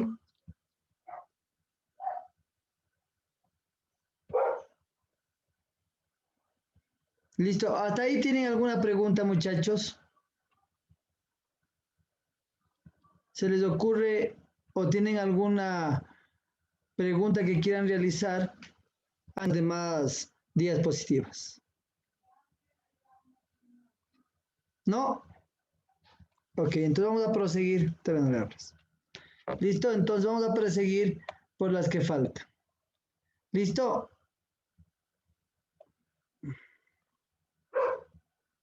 Profe, una pregunta. ¿Y esos dolores de lo que es de apendicitis, eso se da de un momento al otro o eso se va gradualmente aumentando? O sea, el dolor de apendicitis puede aparecer de un momento al otro, pero, por ejemplo, yo le pongo el ejemplo del niño que les hablaba yo, no sé si les hablé del niño, que le mandé a la enfermería y me mandaron con dolor de abdomen. El niño fue con un dolor como que le hubiera dado un cólico. Entonces la señorita le dio un ibuprofeno, la enfermera. Eso era 1 de la tarde, 1:15 de la tarde. Se acerca a la cancha para el entrenamiento. Eran 1:15 para las 2, había pasado 20 minutos, media hora. Y el muchacho no podía mantenerse de pie. Me duele el estómago, ya no avanzo, me duele el estómago. Sí, entonces quiere decir que esté en media hora, 40 minutos, ya comienza a sentir dolores insoportables.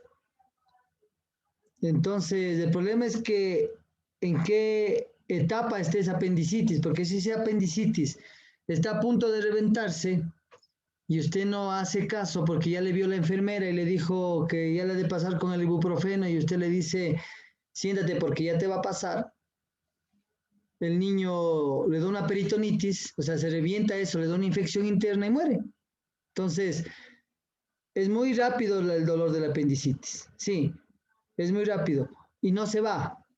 O sea, le comenzó el dolor y no es como cuando uno le da, de pronto le da como una indigestión, que le viene el dolor y le pasa. No, este es continuo y va en crecimiento. Entonces, y para saberlo uno también, debe uno saber identificar, me está doliendo y cada vez me duele más y es una cuestión grave. No, el cuerpo no reacciona al dolor solo porque de pronto puede estar mal. No, el cuerpo reacciona con bastante dolor porque ya hay un verdadero dolor. Profe, ¿y usted le hizo esa prueba que dice que debe de alzar la rodilla para saber si es ese síntoma? Sí, yo le hice esa prueba porque a mi hija le dio una vez síntomas de apendicitis y el médico le subió la pierna derecha hacia el abdomen como que iba a ser una flexión. Entonces, cuando yo le hice eso, el muchacho gritó, no, me duele. Entonces dije, va a ser apendicitis. Dije yo, porque no es que sé, no podía diagnosticar. Pero llamamos a la mamá y en realidad le operaron del apendicitis al niño. Ha estado a punto de reventarse apendicitis. Entonces uno tiene que estar siempre atento. A veces nos han educado de macho, ya te de pasar. No hay macho, no te va a pasar. Uno tiene que ya olvidarse de ese, póngase macho y ver bien si es que el dolor es real. Y para eso, ¿no? Antes, de pronto, hace muchos años atrás, al entrenador no le prevenían de esto. Sí, pero hoy lo importante es saber cómo funciona el cuerpo y saber de pronto si uno puede no solo dar su deporte, no solo educar al muchacho en disciplina, no solo ponerle al muchacho físicamente bien, sino de pronto a veces salvarle una vida. Sí, salvarle. Entonces uno tiene que estar siempre atento a estos dolores, que a veces a uno se le pasa, uno tiene 20, 25 niños y uno molesta, y dice, ¿cómo molesta este muchacho? Y no está molestando, está a punto de morirse y uno está pensando en otras cosas. Entonces siempre pilas en eso. Hígado graso.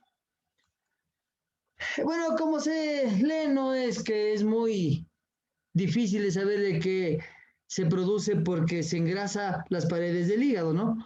Entonces, aquí vemos que hay muchas causas, ¿no? Sobrepeso, mucha comida con azúcar, ¿sí? Una pregunta, yo le hago una pregunta a ustedes. ¿Qué engorda más? ¿Comer grasa o comer excesos de carbohidratos? Exceso de carbohidratos. Correcto. Exceso de carbohidratos. Muchas veces comiendo grasa no engorda tanto como comiendo excesos de carbohidratos. Y eso lo veremos en nutrición, en la parte de lo que son carbohidratos, proteínas y grasas, un poco más detenidamente. ¿Sí? También la ingesta de alcohol. Sí, el alcohol es muy nocivo el alcohol, aunque siempre lo ponemos en primera opción cuando hay fiesta, ya me gradúo de profe, ya me van a dar el título y todos chumados al final. No nos olvidamos de las afecciones, pero bueno. Para curar el COVID también dicen. Claro, para curar el COVID, para todo, el alcohol es para todo. Entonces, aunque ahí también ya viene yo siempre digo una doble moral. Cuando uno sale a beber con los amigos, no puede. Ya vienes borracho. Pero si bebe en la casa, no pasa nada. Entonces, el beber nunca es bueno, ni con los amigos ni en la casa. Entonces, pero también una cervecita de vez en cuando no va a hacer mal. Entonces, bueno, aquí vemos, ¿no? Que se engrasa el hígado y lo que produce es inflamación del hígado. Entonces, vamos a ver qué pasa cuando hay hígado graso y cuando el hígado está sano. Sí, miren la afección que causa. A veces uno se asusta ya de ver la realidad, ¿no? Le dicen a uno, señor, está un poco el hígado graso. Y dice, bueno, un poco el hígado graso, pero cuando le muestran la foto, ¿sí o no? Terrible, es como que a uno le dicen, no pasa nada, se desfiguró la cara. Ahí sí no habría remedio, pero le dicen hígado graso. Y como no le ve el hígado graso, entonces no pasa nada. Pero no es tan así. Listo, entonces vamos a ver, este video es un poco largo, les voy a hacer ver solo un poco y luego lo van a ver por completo para que hagan su tarea, pero siempre me gusta ver la primera parte porque nos explica la función del hígado y la función de los órganos y cómo se van deteriorando. Pero ya les paso yo estos videos y ustedes en casa ya lo verán más detenidamente. ¿Listo? El día de hoy vas a aprender todo lo que necesitas saber sobre el hígado graso, qué es, cómo se produce y cómo puedes remediarlo de forma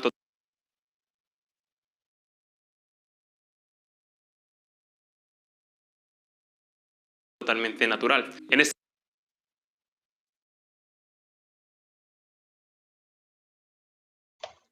Perdón chicos, creo que es mi internet que por momentos se va y se corta el video, pero ya en otro día lo arreglamos con unas cervecitas. No, es mentira, eso no va a pasar.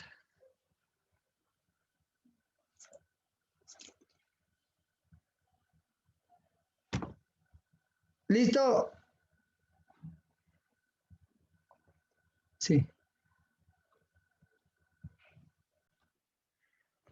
Listo, vamos a ver vamos a saltarnos de ese videíto, pero bueno, es interesante, ese video es un poquito largo, pero vamos a saltarnos ese videíto porque ya tenemos solo 3 minutitos para darles sus 10 minutos de lunch antes de las 8 de la noche. ¿Tienen clase hoy a las 8?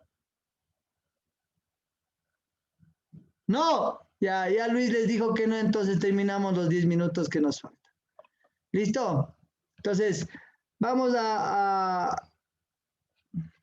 del hígado me voy a pasar un poquito. Bueno, el problema del hígado no es solo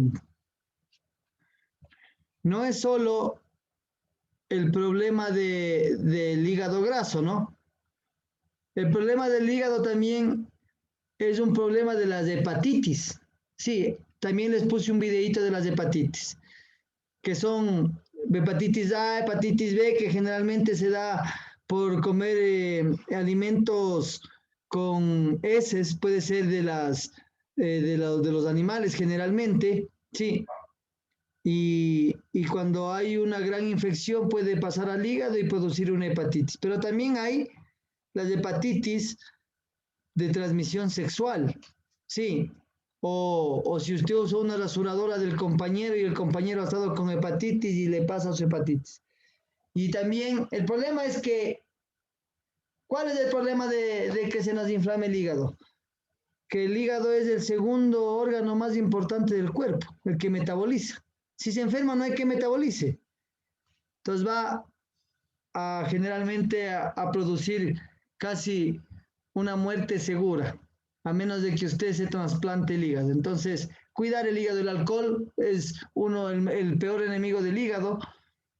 Muchos de los analgésicos y también desinflamantes afectan mucho el hígado, y no consumir mucho de esto, ¿no? Cuando somos deportistas a veces nos acostumbramos a tomar mucho analgésico, eso para curarnos nuestras lesiones, pero no sabemos que nos estamos afectando órganos más que comprometen más la vida que de pronto la rodilla. ¿Listo? Vamos ahora a ver un poquito del cálculo de la vesícula, que generalmente ustedes han oído que es muy común el cálculo de la vesícula, y es cuando las sales que contiene la vesícula se solidifican. Sí. Y el problema no es tener el cálculo en la vesícula, sino que pasen por estos conductos, sí, de las vías biliares, y que se taponen. Entonces se taponan aquí, como no puede salir la bilis, esta se inflama, y cuando ya se llena mucho de bilis, pues revienta, y hay que extirpar. Pero el problema de extirpar la bilis es que ya tendremos menos capacidad para disolver los lípidos, ¿sí o no? Que era la función de la vesícula, acumular bilis para poder desasimilar los lípidos. O sea, usted no podrá comer grasas, o muy pocas grasas, ¿sí? También tenemos un video de eso, pero vamos a dejarlo ahí. ¿Listo? Vamos a verlo. El último trastorno que he puesto aquí es la diabetes, que también es bastante grave, ¿sí? ¿Por qué se da la diabetes, chicos?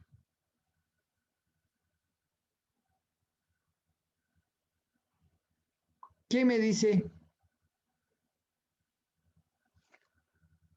No, nada. Por consumo de mucho azúcar. Sí, pero es por deficiencia de algo. ¿Qué hablábamos nosotros? ¿Se acuerdan? Hemos hablado ya esta semana recalcando del páncreas. Pero ¿qué produce el páncreas para que esto sea beneficioso? Este crea insulina para que controle el nivel de azúcar en la sangre. Claro. Pero imagínense, ¿sabe qué pasa cuando nos da diabetes?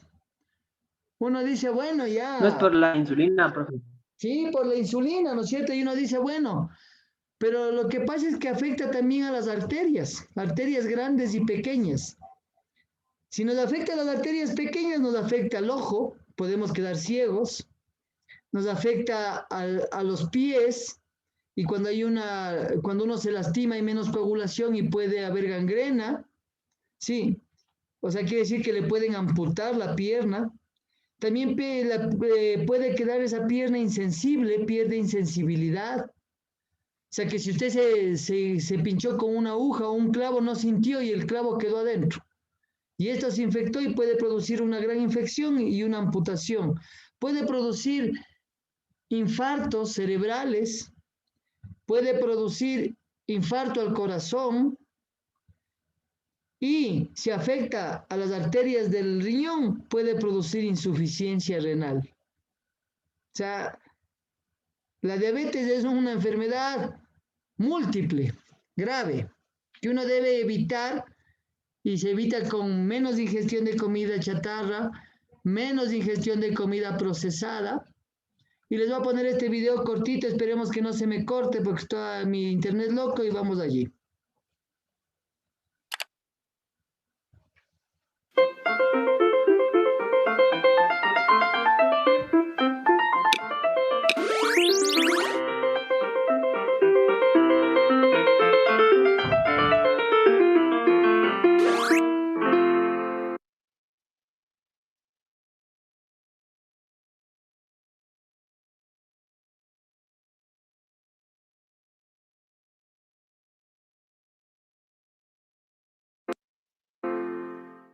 Para entender los problemas del azúcar en la sangre, debemos revisar qué es una hormona.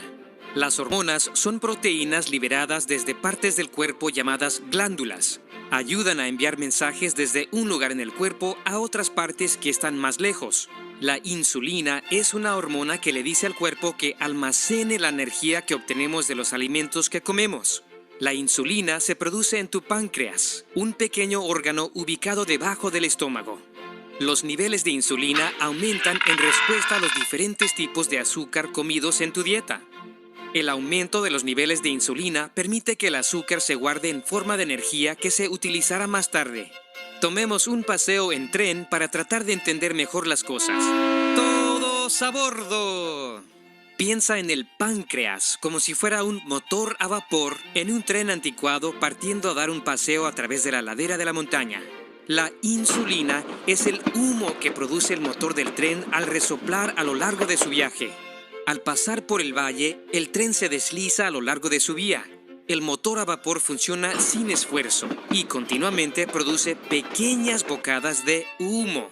Cuando viaja hacia arriba en la colina, el humo aumenta, pero solo en una pequeña cantidad y durante un corto periodo de tiempo. Esto representa la función normal cotidiana del páncreas. Cuando el páncreas no está sobrecargado de trabajo, elabora pequeñas cantidades de insulina. Una pequeña colina representa una comida que se traduce en niveles de insulina que suben temporalmente. Cuando el tren comienza a viajar por una montaña muy empinada, el motor pone en marcha sus engranajes. A medida que el tren sube, el motor quema más combustible y la salida humo empieza a aumentar. Inicialmente, la velocidad del tren no cambia y los pasajeros no son conscientes del esfuerzo que se le demanda al motor. Esta montaña empinada representa la prediabetes. Cuando una persona come más de lo necesario, el páncreas tiene que trabajar en exceso y elaborar más insulina. El individuo no siente esta presión sobre el páncreas. Si el tren tiene que continuar subiendo la montaña durante un largo periodo de tiempo, el motor comenzará a agotarse y el tren se hará más lento, disminuyendo el humo producido. Al igual que el motor con exceso de trabajo, el páncreas también puede empezar a agotarse. En la diabetes mellitus, la cantidad de azúcar en la sangre es alta por varias razones. El páncreas no puede producir suficiente insulina porque tiene exceso de trabajo.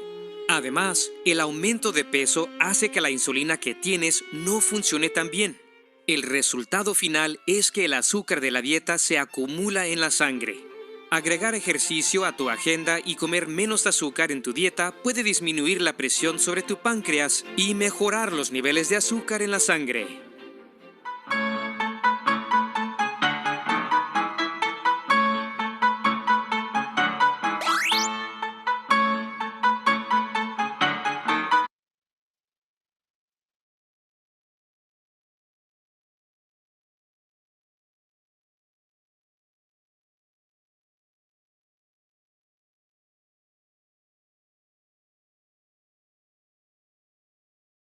No se le escucha, profe. Ya, entonces, estas son las más comunes, ¿no? Una de las más agresivas, bueno, hay varias agresivas, pero una de las que no nos cuidamos a veces es de la diabetes y que no necesitamos estar gordos tampoco, ¿no? Hay que estar eso también de acuerdo. Podemos estar flacos y con diabetes. Entonces, ya ven más o menos cómo funciona. Y por ahí estaba una pancreatitis que no la vimos, pero si el páncreas se afecta, ¿qué pasaría? ¿Habrá una correcta funcionalidad de la insulina? No. Y al no haber insulina, no solo que tiene pancreatitis, sino que también puede producirse una diabetes.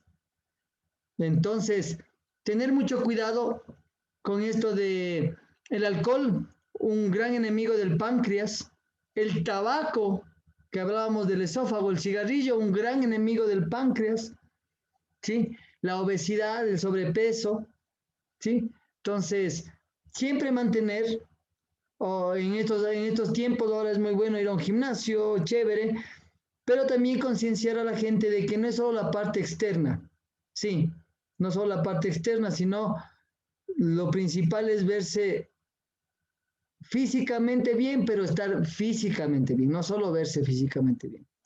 Eso es, muchachos, ¿alguna pregunta? ¿Listo? ¿Alguna pregunta sobre las tareas que tienen que hacer? Disculpe, profe, en el ensayo, ¿cuántos debemos de poner? Yo aconsejaría que hablen un poquito sobre, por ejemplo, una enfermedad, la cardiopatía, al problema de las caries, ¿no es cierto? Sobre las gastritis, que son comunes. Sobre la diabetes, que es algo complicado, ¿sí? Sobre la diabetes. Podemos hablar sobre el colon nervioso, el colon irritable, que es generalmente lo más común, ¿sí? Y de pronto de una gastritis o una esofagitis. No necesito que se haga la tarea de todas las enfermedades. Más bien va en el sentido de que yo ponga qué hace mi órgano, qué es lo que deja de hacer el órgano cuando se enferma, qué es lo que debo evitar para que ese órgano se enferme y qué recomendaciones yo doy para eso. En la mayoría está el ejercicio, ¿no? En la mayoría está el ejercicio y comer saludable. Pero de ahí, si yo me ocurro, tengo una mejor opción o tengo algo natural que se puede dar como un consejo, ponerlo en el deber. No necesito de todas las tareas. Vean, puede ser que pongamos un ejemplo, tomo nombre de Marlon y Marlon quiso hacer de las hepatitis. Ya no importa, hepatitis y otros 3, que no sean más de 4 enfermedades, porque estaban como 8 o 10. Que no sean más de 4 enfermedades. La idea es que yo sepa cómo identificar, yo debo poner síntomas, ¿no es cierto?, que yo sé que puedo identificar. Identificar cuáles son los problemas que causa esa enfermedad. Consejos para o mejorar o aliviar en ciertos momentos de esa enfermedad, ¿no es cierto? Yo no puedo ya curar la diabetes. Si alguien está con diabetes, de pronto no le puedo curar, pero sí voy a dar consejos de comida sana, de que no coma mucho carbohidrato, de que no coma mucha fruta licuada, ¿no es cierto? Ya habíamos hablado de eso. Entonces, en ese sentido iría el deber, no en que me expliquen todas las enfermedades, porque ya estamos aquí viendo las enfermedades, sino qué conclusión sacan ustedes de eso. A nivel deportivo, porque debemos cambiar el chip. Ellos lo ven a nivel medicinal, yo debo cambiar el nivel a nivel deportivo. O sea, ¿en qué me va a servir a mí esto? ¿No es cierto? Si es que viene alguien con obesidad, ¿qué consejo le voy a dar? No le voy a dar una dieta porque no soy nutricionista, pero sí le puedo dar un consejo. No le voy a matar si le digo, vea, en vez de comer mayonesa, coma brócoli. O sea, no necesito ser nutricionista para yo dar un consejo sano y saludable. En ese sentido iría el ensayo que vamos a hacer. Sí, más sería una conceptualización de qué es un problema, en qué se basa, qué le afecta, qué consejos y qué prevenciones puedo tener para esas afecciones. Y ahí ustedes eligen no más de 4 enfermedades, elijan de qué quieren hablar. ¿Listo? Sí, que no sea largo, que sea algo práctico. Que sea como un tips. ¿Qué voy a dar yo de tips para eso? Que sea un tips. No queremos una monografía porque yo no voy a dar una monografía para que alguien lea. No. Queremos un tips. Hablar de algo concreto y dar un consejo. y saber por qué. Que alguien lea su trabajo y diga, ah, estos síntomas son los que yo debo tener en cuenta. Y sí, tengo estos síntomas. Voy a hacerme ver. ¿Listo? ¿Alguna pregunta más, chicos? Voy a tomarles la foto pero déjenme ver si ahora sí la sonrisa, porque... Profe, ¿va a subir estos archivos de la presentación de hoy a la plataforma? Sí, hoy subo de noche, voy a ver, si me demoro en la mañana ya está, porque como están pesados y vieron que el video es ahí un poco largos de 8, 12 minutos, se hace pesado. Voy a dividirlo en 3 y ahí ustedes escogen el que deseen y hacen su ensayo. ¿Listo? Ya listo. A ver, voy a tomar la foto a la cuenta de 3. Listos a la 1, a las 2 y a las 3. Listo, muchachos. Una linda noche, un buen fin de semana. No salgan, por favor. Espérense para la otra semana tomar la cerveza. Este fin de semana no hay como. ¿Listo? Hasta el lunes, profe. Hasta el lunes, Gracias, chicos. Una buena profe. noche. Que pase bien. Gracias, de igual manera.